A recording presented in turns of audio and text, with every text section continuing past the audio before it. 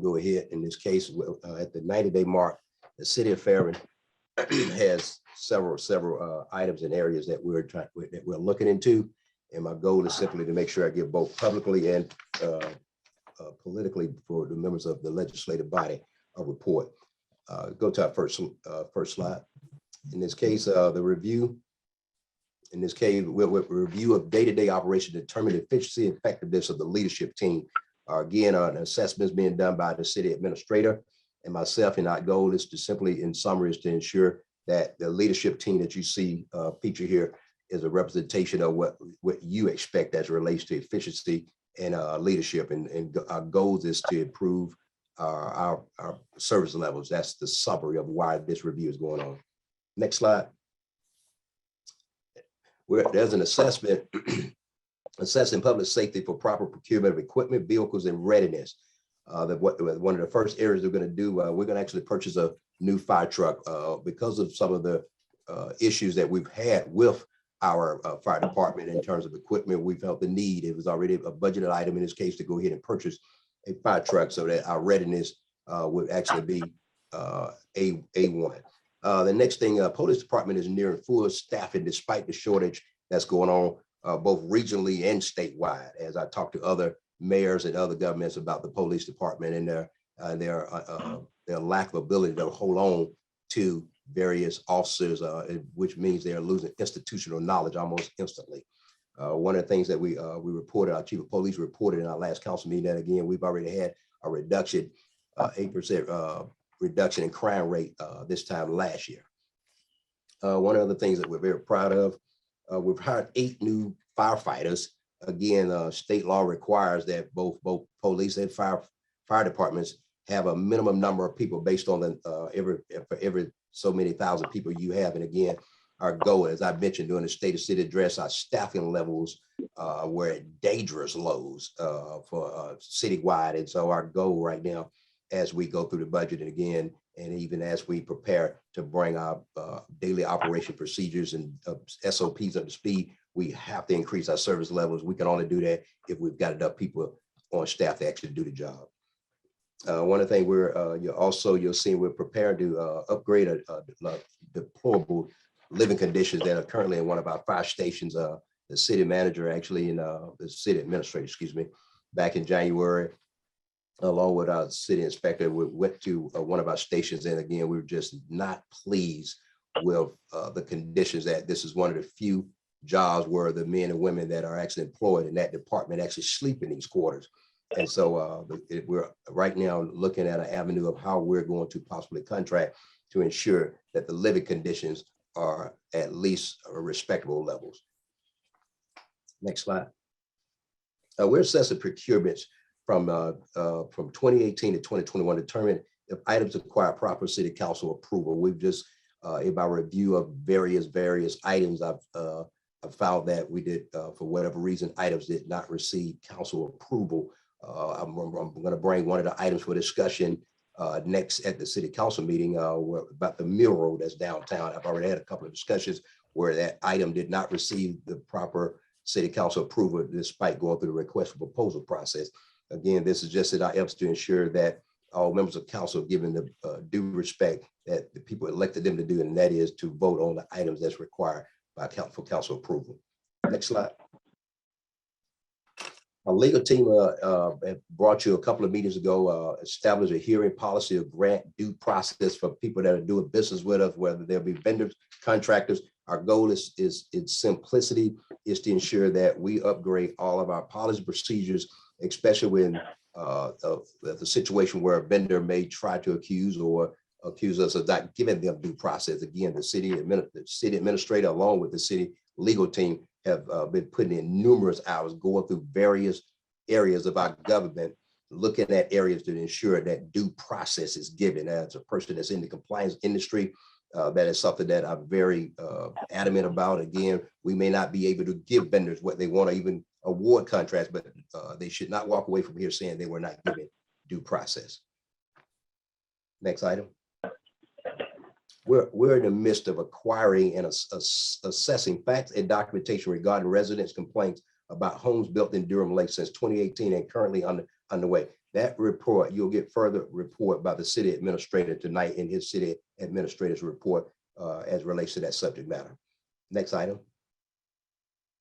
We're assessing construction management services charged with ensuring efficient, effective, and quality work.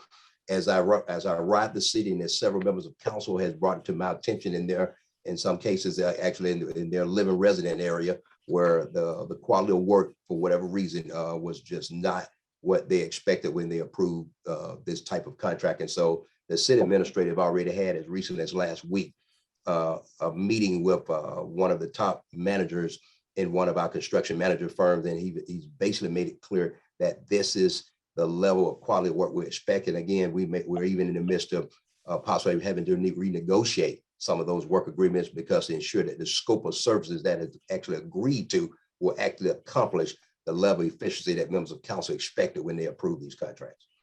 Next item.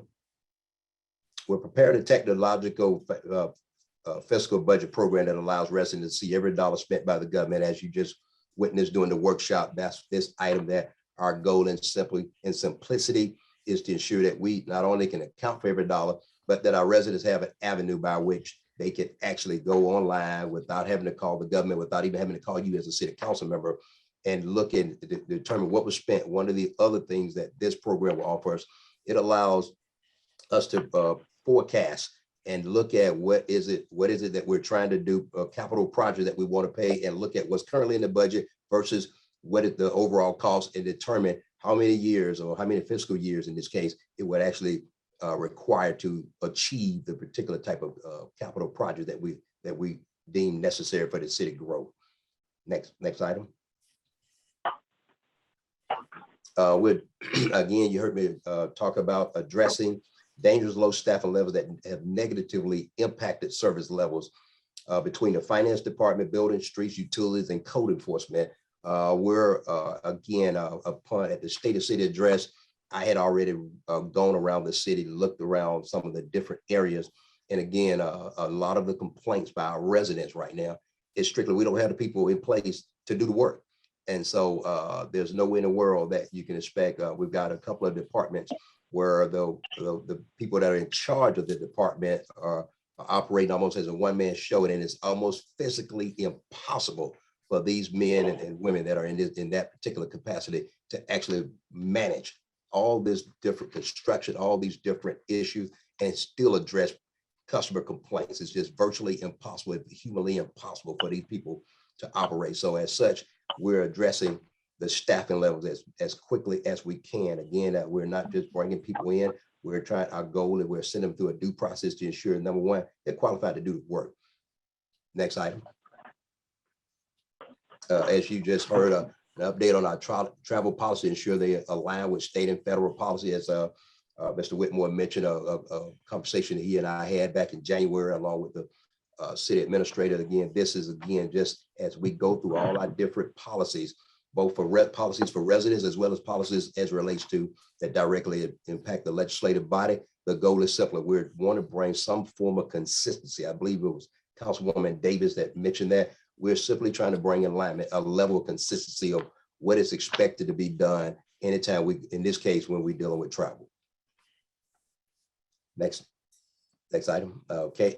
As you see, the city addressed the city's non-compliant status from 2022 and 2021 with the federal EPD. We did receive a notice, I believe it was mid-February, whereby we were required by the EPD to mail in a utility bill. They laid out step-by-step areas and things that we had to do as a government for them to deem our government as being in compliance with the EPD as it relates to a non-compliant status.